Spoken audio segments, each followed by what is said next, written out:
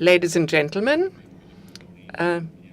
my colleague Willy van Riet and I myself would like to welcome you most cordially to our press conference for the presentation of the results for the business year 2016.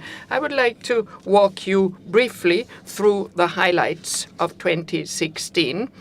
We reached all our ambitious targets in 2016, an excellent operational performance, and we focused consistently on the implementation of our strategy, and in so doing we generated significant growth. Revenues remained almost stable. My colleague later on will talk about the foreign exchange effects on consolidated revenues in 2016 later on. We achieved 9% organic growth of EBITDA. EBITDA now stands at 404.3 million. And what's even more important, particularly for the shareholders, we were able to more than double our net profit to 82 million compared with 36 million the previous year. So that's really a strong signal as regards operational performance and net profit. Our cash flow from operating activity now stands at more than 333 million, up by 28% from the previous year. So this excellent performance and also the outlook for 2017 have led to a situation in which we propose an increase of the dividend by 35% to 0.27 euro per share. This is what we're going to propose to the next AGM. As regards the output of the group, our products were used to build more than 160,000 houses in North America and Europe. We set more than 288,000 roofs with our products. More than 360,000 kilometers of pipes were installed worldwide, both plastic pipes and ceramic pipes. And finally, more than 12 million square meters of pavers were laid, mostly concrete pavers, but also clay pavers. That shows the strong operational performance of Wienerberger. When we look at the individual product groups, products for wall structures, that is mainly clay blocks, over a 20% share. Roof products, particularly clay roof tiles, also around 20% share in revenues. Facing bricks, slightly higher, particularly because of activities in North America and Northwestern Europe. Pavers, that is concrete pavers, particularly in Central and Eastern Europe, is the smallest product group, 4%, and pipes, a very strong segment of Wienerberger, just above 30%. So Wienerberger has a well-balanced portfolio covering infrastructure markets as well as residential construction and renovation. When you look at our EBITDA figures, you will notice that the situation is well balanced. The pavers segment suffered because of investment restraint, particularly in Eastern Europe. So our industrial portfolio comprises 198 production sites operational currently in 30 countries, and we have approximately 16,000 employees. Now, let's take a closer look at the group. As you know, we have a strategy which we are implementing consistently. We focus on organic growth. We want to grow on the basis of our existing business.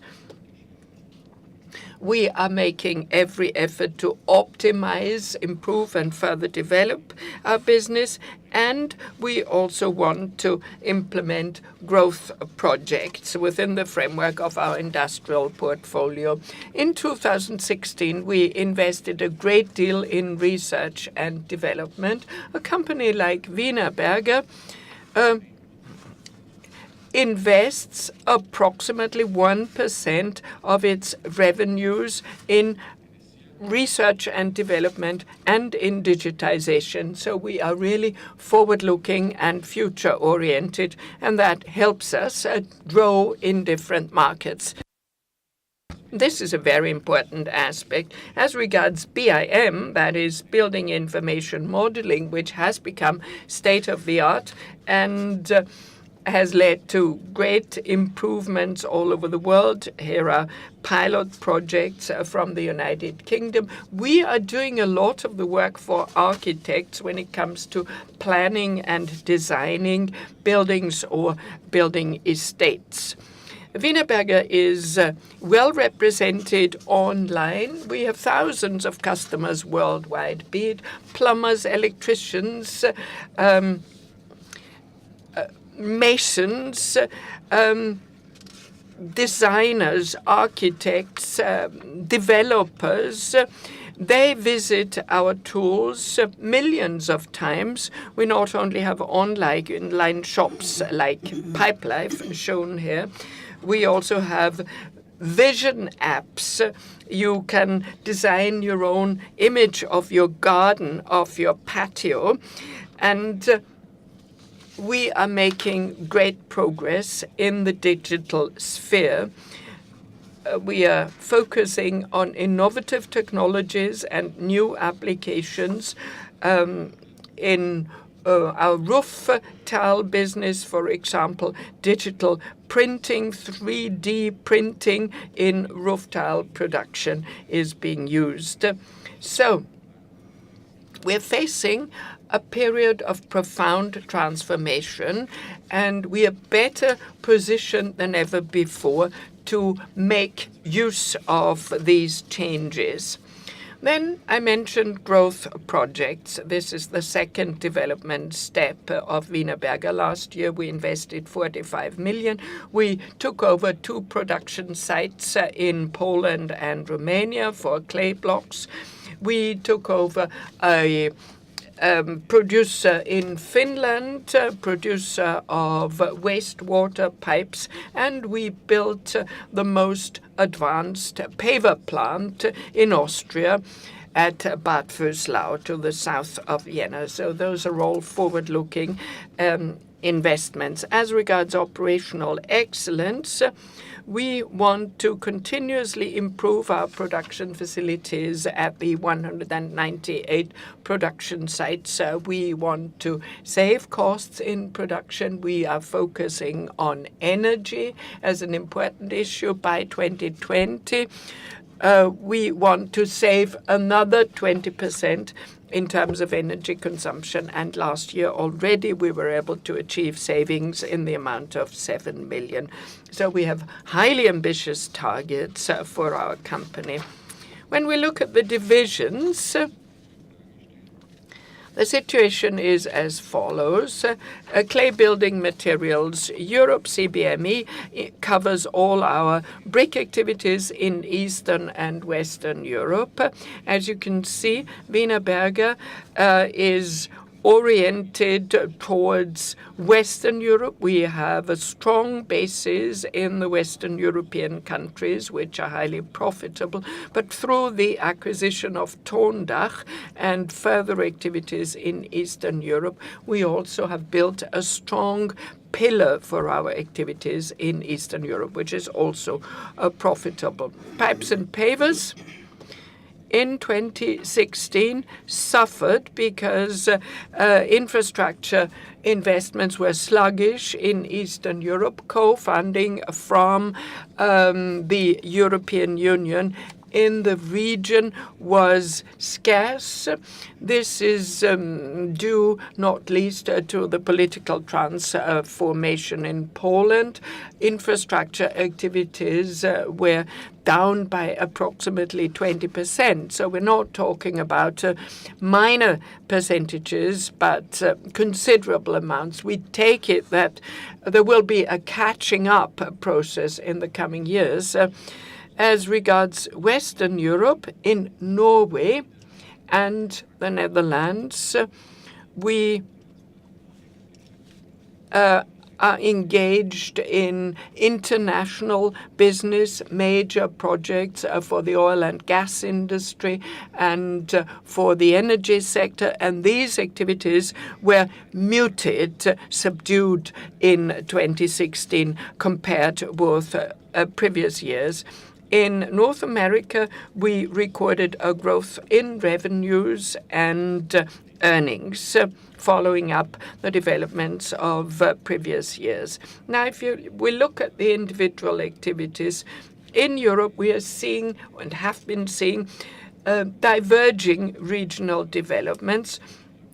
Housing construction has recovered in Germany. France has also seen an improvement. The Benelux markets, particularly the Netherlands, very good growth. Belgium, after a slight downturn, stabilized, and the United Kingdom, after the Brexit vote, has recovered during the past few months as far as new residential construction is concerned. In Eastern Europe, Romania, Hungary, and Poland reported positive results in the residential construction and renovation market, and we expect that this is going to continue. In Western Europe, we also benefited from lower energy costs, but we also felt the impact of the fact that fewer support schemes are available for renovation, for thermal insulation in particular. So our volumes sold were down slightly. So revenues increased only slightly, but earnings were significantly higher, despite the fact that we suffered from foreign exchange effects, particularly from the pound sterling. So the result is indeed a very good one for 2016.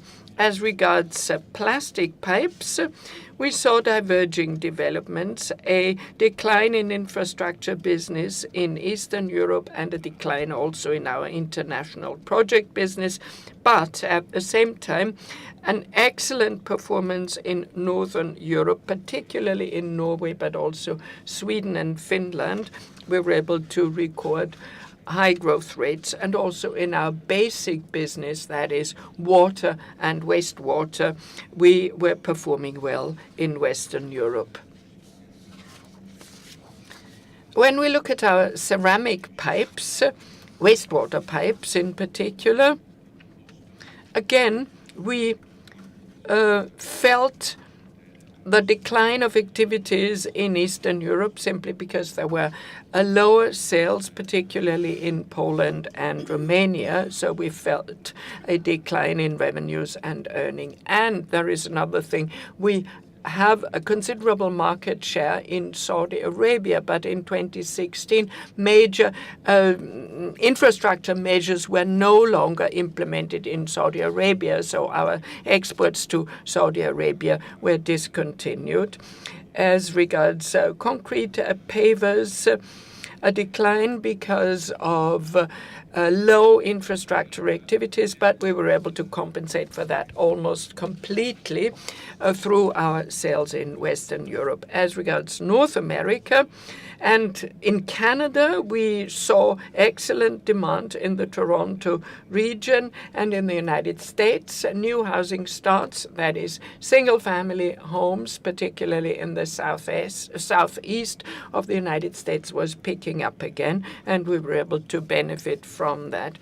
We also have a small infrastructure pipe segment in the United States, and there we felt competitive pressure, which also put our prices under pressure.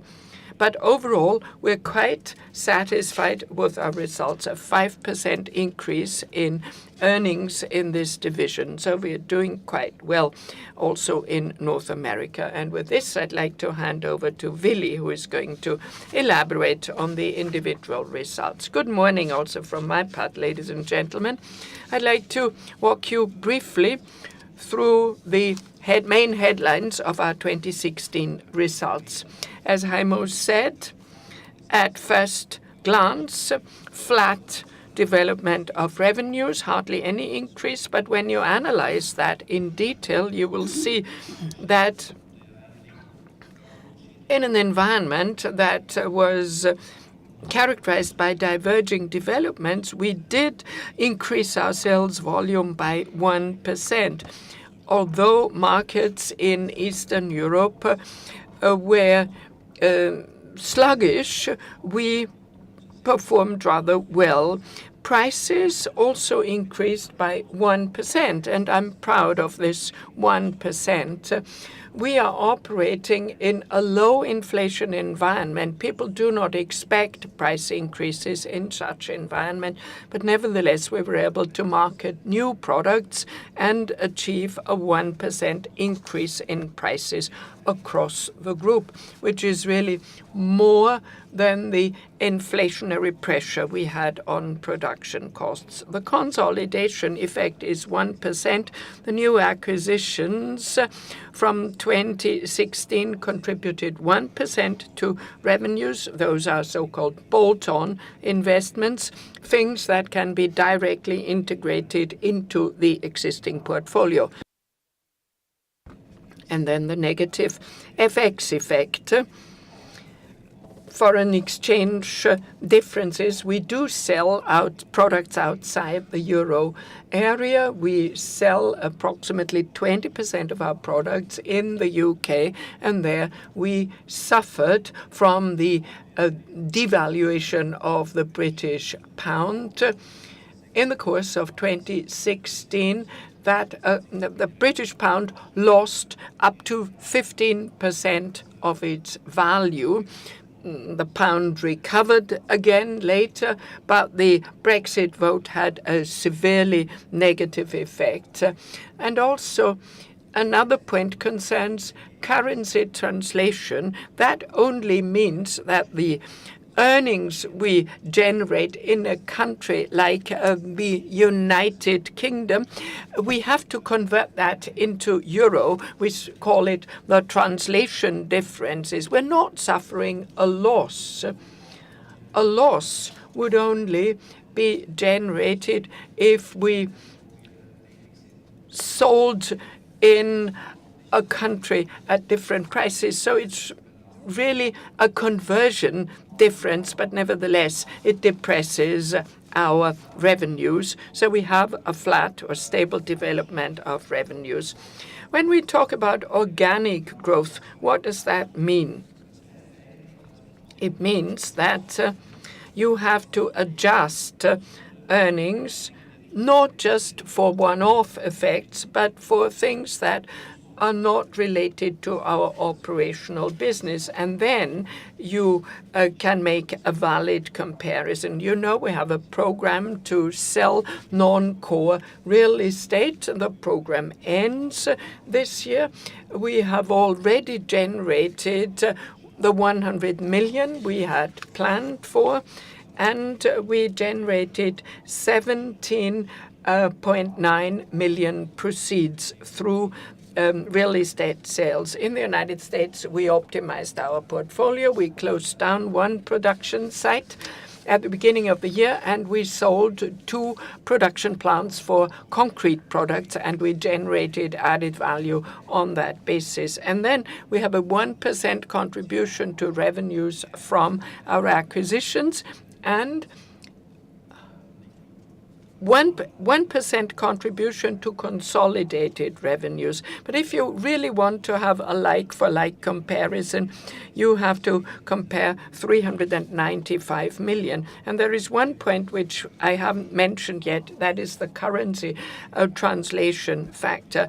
It cost us 12.8 million in terms of EBITDA, almost 9 million of which from the pound sterling. Nevertheless, we have achieved a good result. So in a like-for-like comparison with the previous year, we can see that we generated 395 million EBITDA on the basis of our organic business. Last year it was 369 million. So that is a strong performance of the group, which is also reflected in the 2016 income statement. EBITDA plus 9%, depreciation slightly higher than last year, 4 million. EBIT 197 million. Impairment charges to goodwill, 7 million. And as Heimo said, our ceramic pipe activity was significantly depressed last year, but nevertheless, we closed the year with 190 million EBIT, up by 17% from the year before. The financial result, minus 32 million, compared with minus 56 million the year before. Why is that so? We have made much better use of our cash. We rely on short-term funding. We redeemed expensive long-term debt. Our funding structure is much better than it was in the past, and the cash flow position of the group has improved significantly, and all that is reflected in the financial result. 158 million profit before tax, plus 48%. Profit after tax, an increase by 65% to 115 million. We do pay taxes because we are a company which pays taxes in the countries in which we operate. We're not like Google or Amazon. We pay taxes in the countries where we earn money. 115 million profit after tax. We have to deduct the hybrid coupon and a small part for a non-controlling interest, so that results in a net profit of 82 million, which is more than double the previous year's net profit. Let's take a look at free cash flow. This is my hobby horse, as you know, and it's important for a company because it tells you where the money comes from and what drives our business. Gross cash flow, 317 million, a steep increase. Working capital, we managed working capital even better than the previous year. We generated a change of 15.9 million, quite a bit of that from the United Kingdom, because we thought that the market would decline after the Brexit vote, which it didn't, but we cut down our production in some plants, and that helped us better manage our inventories. Normal CapEx, that is investments in our normal business, that includes maintenance and improvements of the existing plant structure. 137 million, the same figure as in the previous year. We're clearly below the 200 million depreciation every year. So we really were prudent, but we did what had to be done. And then divestments and other. This is the non-core asset sale program, which generated 50 million, and we also released provisions which we had set up in 2015 in order to provide for the restructuring. 246 million free cash flow. What does that mean? That is the cash flow available for value-driving projects, that is for growth investments or for payments to the shareholders or the holders of the hybrid bond. We spent 61 million on that in 2016. The net cash flow is 140 million. That is what remained after 2016, and that tells you clearly when we pay out a dividend, we pay out the dividend from our net cash flow, which we generated, and we are retaining much of that cash in the company. A buyback of the hybrid bond, you may have been following that. In December already, we announced that we would buy back one of our hybrid bonds. Now, a hybrid bond is recognized as equity, but when we pay it back, equity is converted to debt. And that's the only reason why our debt position was higher at the end of the year. If we hadn't done that, the debt would have been 140 million lower. We would be below 400 million. That, again, is a very good performance. We can afford this reclassification from equity to debt through the buyback of the hybrid bond. You will remember the hybrid coupon costs us 6.5 million per year. We funded that from our own cash and partly from a long-term 8-year loan that costs us 1.2% annually. So for the future, we're going to have an even better cash position. Here you can see the effect of the reclassification of the hybrid from equity to debt, and it was redeemed already in February, so that's a thing of the past. Here are our maturities. 2017, we are going to cover more than we need by undrawn credit lines, all liabilities, in all maturities, including the hybrid bond, and maturities are very low in the years to come. Again, a very positive picture for the future. Net debt, way below the 2x net debt to EBITDA, which is our internal target, what we need for our covenants. Our bank covenants is to be below 3.5, and even including the hybrid bond, we're way below that. And Moody's already upgraded us to a positive outlook at the time of the payback. The dividend is going to be increased by 35%. We always look at the free cash flow. Can we afford to pay out a dividend? Yes, we can. We certainly can afford to do that. The liquidity plan for the coming years allows that. We have no major maturities coming up, and we have growth projects in mind, but they will not lead to a deterioration of our liquidity position, and this is why we intend to increase the dividend from 0.20 to 0.27 euro. So we're going to pay out 31.6 million. That's a good signal that goes out to the market. We are confident as regards the future, and we wanted to express that by increasing the dividend. Thank you very much, Willi. Ladies and gentlemen, let me now come to the outlook. As Willi has shown, Wienerberger has a strong financial position. We can pay back our debts within 2 years. and we could double our profit last year. 2017, ladies and gentlemen. We live in turbulent times, and this is going to continue. We have gotten used to handle this situation.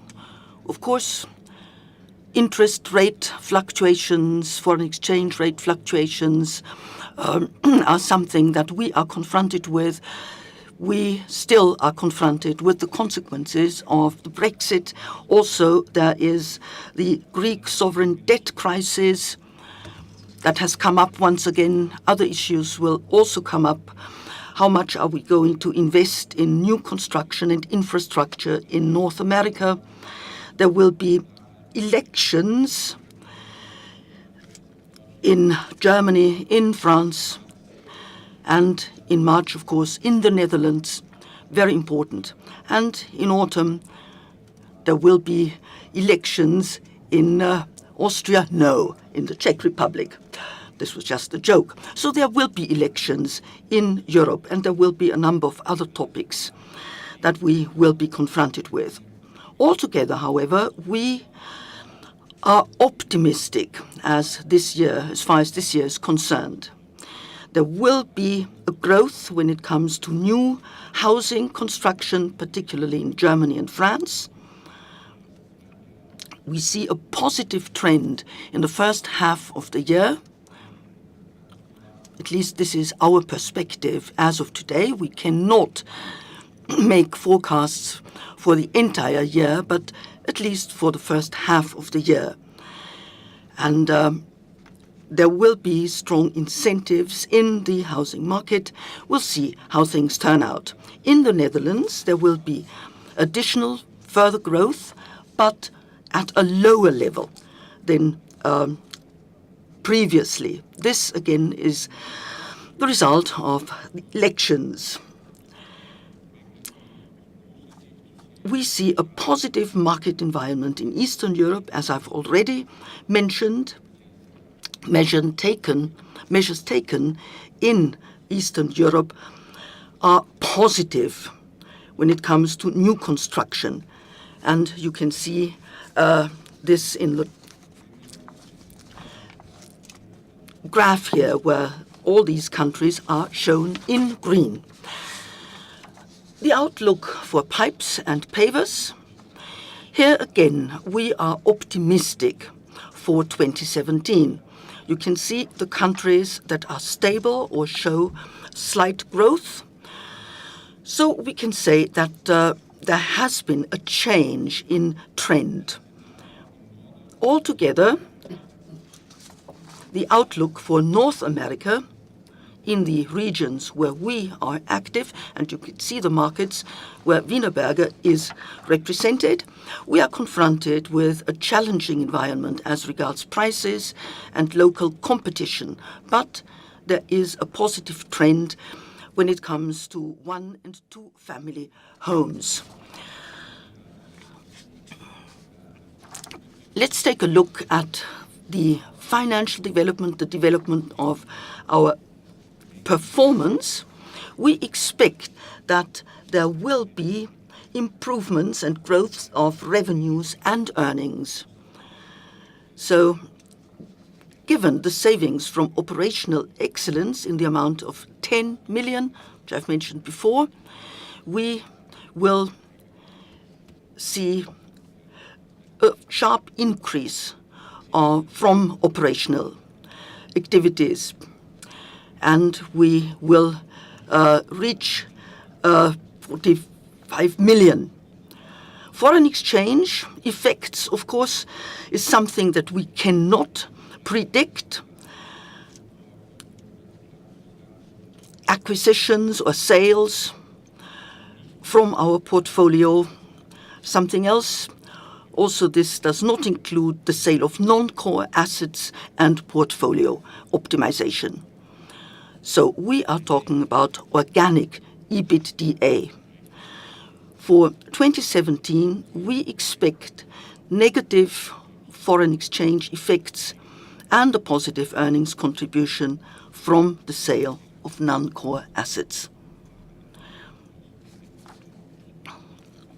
So these are our expectations for 2017. We expect a clear increase of earnings, an organic EBITDA of 415 million. So we have a clear strategy. We are consistently working to achieve our targets. We focus on innovation as regards the overall group, and we also focus on operational excellence. We want a continuous cost and process optimization, and of course we will also have selective bolt-on projects in core markets. Ladies and gentlemen, so much for a brief summary of the results of 2016, and we are optimistic as far as 2017 is concerned. Thank you very much for your attention, and we are available for questions. Thank you very much.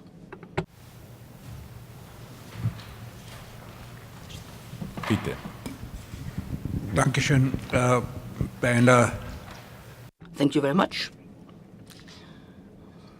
You have doubled your earnings.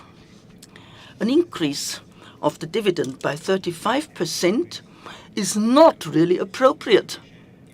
You've been very modest in this regard. Obviously, in view of repaying the hybrid loan or bond. Is that true? Yes. Willy has shown you that one of our priorities, of course, is securing the financing of our operation and the performance of the overall group. You've seen that thanks to our strong organic growth and the cash flow, we could repay the hybrid bond.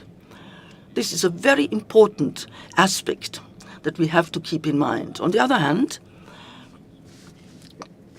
it is obvious that our target is to pay out 10 to 30% of our cash flow as a dividend, and this is what we are doing this year. A second question. Talking about 2016, and in your outlook, you mentioned growth in new housing construction and reticence when it comes to renovation. In the coming years, the trend, of course, has to go towards renovation. Yesterday, we heard about decarbonization in relation with the Paris result. It was pointed out that nothing has happened when it comes to transportation, mobility in Austria, and activities in this regard in the construction sector have been insufficient. Growth of less than 1%. Now, is Wienerberger going to follow this trend? What about your plans regarding acquisitions for the purpose of revitalization, or isn't this a topic for you? Well, it is an important topic for us.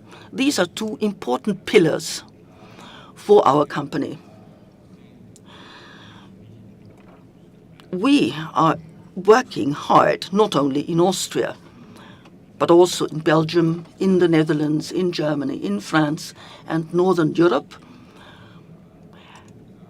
Everywhere we are cooperating with the local and regional decision makers in order to find solutions. Let me point out that the Belgian government 2 or 3 weeks ago passed a new law which is very future-oriented. And this will provide incentives not just for renovation, but for replacement of old buildings. It's wrong to talk about renovation only. Very often, the wrong buildings are being renovated. Buildings where the energy efficiency is far too low. Measures will last only for 15 years, and these are wrong investments. People's behavior patterns have changed. We no longer live in family structures as they existed 15 years ago. Our everyday behavior has changed. Family life has changed. We need apartments that are different from what they were 15 years ago. So this is a message to Austrian decision makers in particular. We should not talk about traditional renovation only, but about replacing buildings as well. This is a topic that has been taken up in the United Kingdom, in France, and also in the Benelux countries. Now, this, of course, is a political issue. I'm not a politician. I'm not a policymaker. All I can say is that we talk to policy makers, and for us it's an important topic. We try to make it clear that we want to reduce CO2 emissions, and we have to think in long terms. We cannot just renovate an old building which does not improve energy efficiency, and this is obvious. Just look at the discussion about passive buildings, which started in 2000. The result was that more energy is being consumed in these new buildings than would have been the case if one had done it right. Now, actually, I was referring to what you just said. You said, we are not politicians. But what are you doing with regard to policymakers? Well, as an enterprise, as a company, we provide products to the market and solutions which actually helps to reduce energy consumption. Low energy buildings, active energy buildings that can be built at low cost. One of the best examples is Seestadt Aspen, where we are constructing a multi-story building. And this is a sustainable project which will last not for a few years, but for decades. So this is a positive contribution. So I plead for a more objective, unbiased discussion rather than an emotional discussion that will solve the problem only for 1 or 2 years.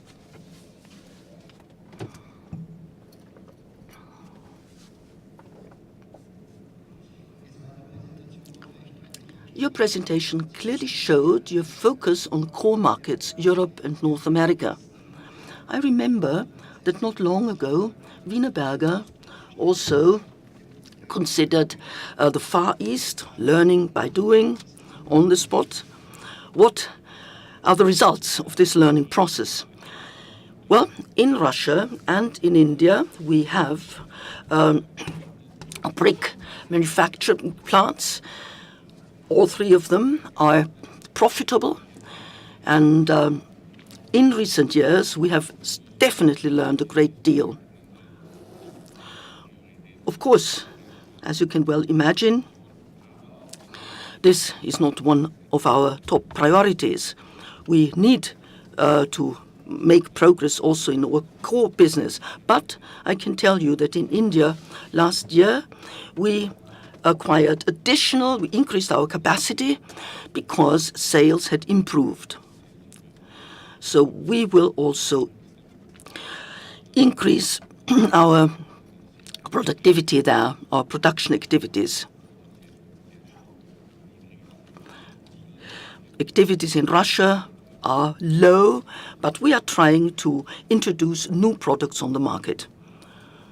So these plants are part of our portfolio, which are satisfactory and positive.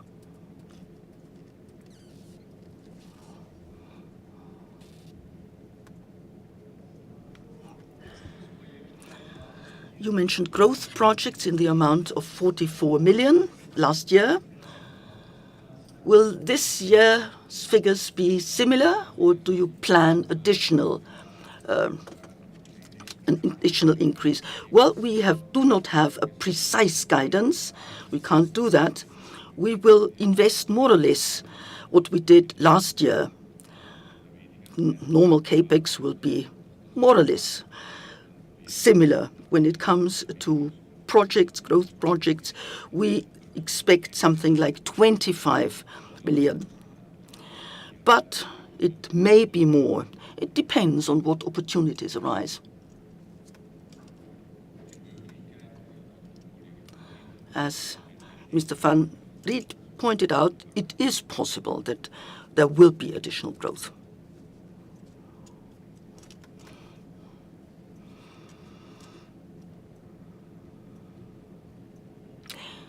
Well, if there are no further questions, thank you very much for your attention. And have a good day. Thank you.